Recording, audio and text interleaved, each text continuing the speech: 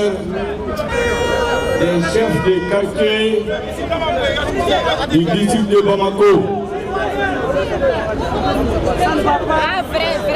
Mais comment faut-il Baoukana pour qu'aucun mais là, il y a des gens qui font pour que ma camanca femme. Je voudrais commencer par saluer ici le coordinateur des chefs de quartier du district de Bamako. Vous savez, en Afrique, un homme,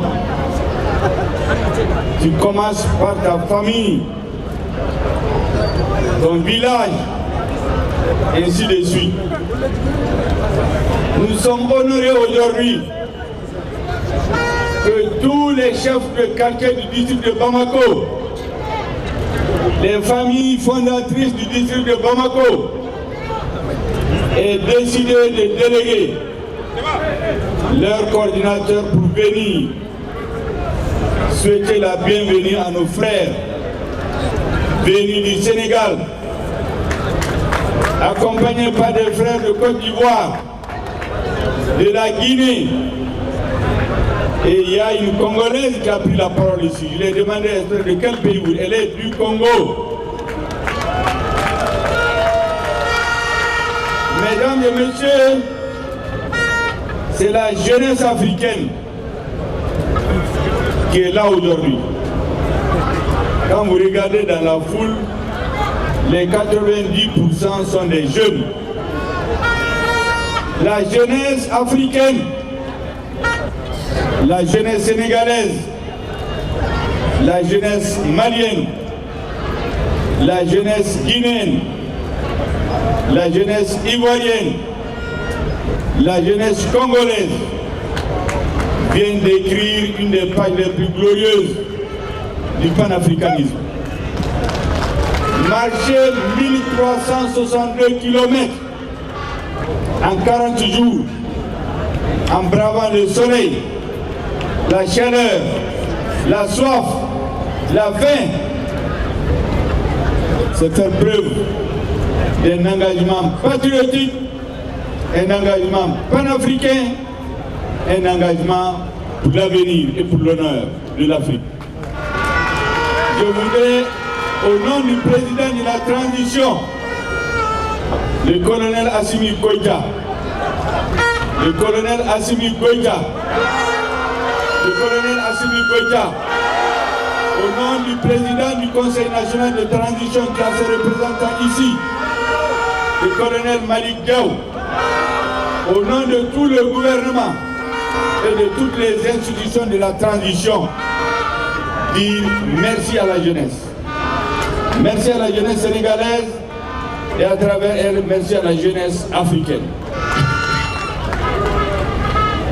Mesdames et messieurs, je ne vais pas être long, je voudrais juste vous annoncer que pour montrer la reconnaissance des plus hautes autorités de la République du Mali, à vous les jeunes, à la jeunesse sénégalaise qui vient de tisser, qui vient de chercher à rompre les chaînes de la division qui ont été installées entre nos peuples, pour montrer la reconnaissance, le premier ministre chef du gouvernement recevra officiellement demain à 16h la délégation des marcheurs. Et jeudi à 16h, le président de la transition les recevra au nom de tout le peuple malien pour dire notre reconnaissance à la jeunesse. Le destin de la transition malienne s'est joué ici même, un certain 14 janvier 2022. Lorsque la jeunesse malienne, le peuple malien, dans toutes ses composantes est sorti, 4 millions de personnes dans les rues du Mali, c'est du jamais vu dans l'histoire.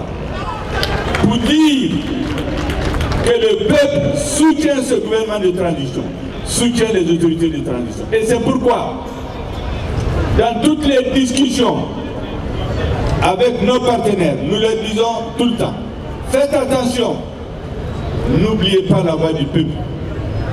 N'oubliez pas la voix des sans-voix, ceux qu'on appelle seulement pendant les élections, ceux qu'on appelle seulement quand on est dans des difficultés, mais qu'on n'appelle pas lorsque tout va bien.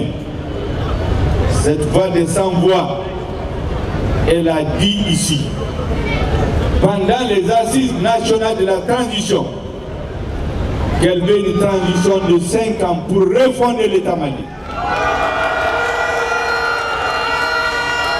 Investi de votre confiance, le président a mis le gouvernement en mission, qui a négocié, et c'est pour préserver l'unité africaine, pour préserver l'unité au sein de la CEDEAO, parce que le Mali a la vocation de construire l'Afrique.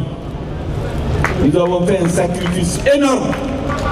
Nous savons que nous pouvons être incompris par notre peuple, mais nous savons aussi que notre peuple nous fait confiance. Et c'est pourquoi nous avons proposé un délai minimum qui ne peut pas être négociable. Le président a pris sur lui des grands risques, mais il l'a fait parce qu'il sait qu'aujourd'hui il a la confiance du peuple. Il a la légitimité politique, la légitimité historique pour négocier au nom du peuple malien. L'essentiel, c'est qu'à la fin de cette transition, nous puissions restituer à notre peuple son honneur et sa dignité. Comment